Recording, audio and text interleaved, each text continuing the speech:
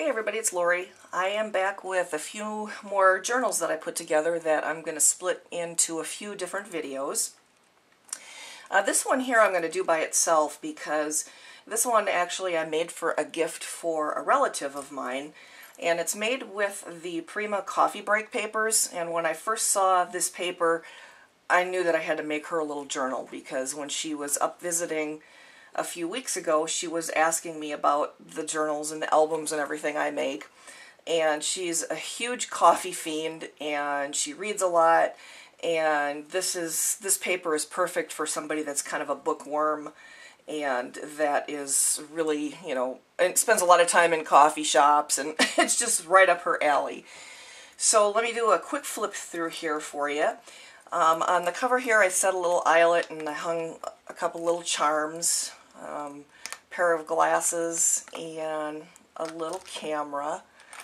And then I stuck an old button here, and I'm using this seam binding here as a wraparound. And actually I suppose that's not really a closure. I suppose you could kind of go this way with it. Either way, I suppose. And the seam binding here I colored myself, and I just have it tied in a bow here with an eyelet set in the back cover. And this journal is about 4 by 6 in size, and it's got about 52 pages, I think. And on the spine I have a couple pieces of canvas, or actually there's some of that Claudine Helmuth sticky back canvas underneath that I sprayed in a couple of pretty wild colors, although you can't really see much of it now. And then this is kind of a burlap paper. It's one of the specialty papers from Hobby Lobby, I think. And I sprayed that up in some muted colors here to kind of match, the paper line, although the paper line really is just a bunch of different colors, so I could be kind of flexible with what colors I used on it in the whole book. And then we'll go ahead and go inside here, and you'll just see a variety of washi tapes and some tea-dyed tags. And I didn't tea-dye the designer paper, but there's a lot of blank pages in here that have been tea-dyed. And you'll also see like the 4 by 6 journaling cards sewn in there as well. And Prima's doing something a little bit different now with this latest line of A4 size paper pads. They're making them double-sided, which kind of surprised me, and I'm undecided whether or not I like that. I haven't quite decided yet, because a lot of times if they're double-sided, it's hard for me to decide what side I want to use. Does that make sense? And then on the journaling cards, instead of just white on the back, they're making them different colors, which I do like that a lot. That's pretty cool. And then I'm also using the ATC size journaling cards in several places in the book. And then you'll see a variety of tea-dyed tags in there too. So I'll just go ahead and flip through this. This is really cute paper. It's got typewriters and glasses and books and coffee cups and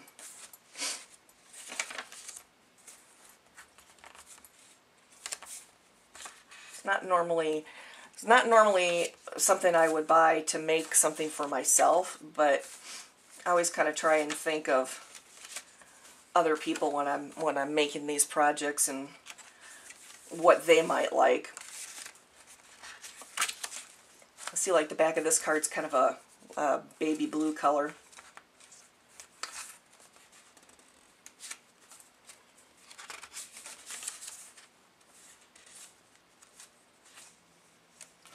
And I hand-stitched this one the same way that I always do, but instead of using a paper piercer to put the holes in each one of the signatures, for this particular book I wanted to experiment, and I used a 1/8 inch size hole punch to see if it'd be too sloppy with the bigger holes. And it's not really sloppy. It doesn't slide around a whole lot. The signatures don't, but I don't think I'm going to do it that way again, because you can, in some of the places, you can see the big holes, and I don't know, I'm just weird. I don't like that.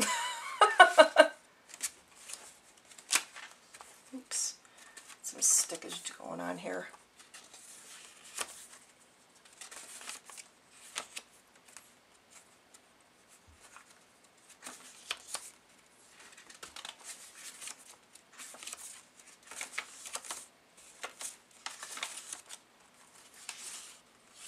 I hope she likes it though. It's going to be a surprise. I thought maybe she could put pictures of her cats in it or something.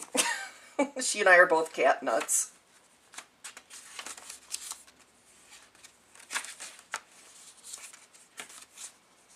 Another tag with some seam binding on it.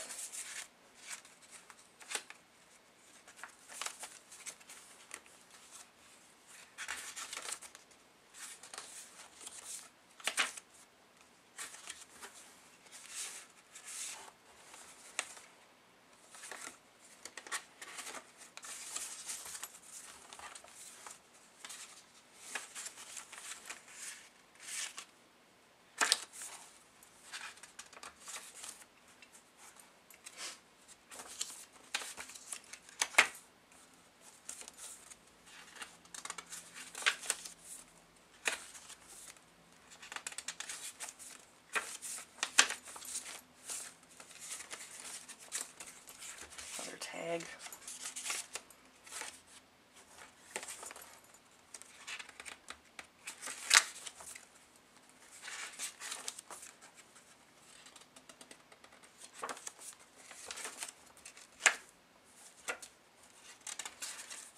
Okay, getting close to the end. There's another tag here with seam binding.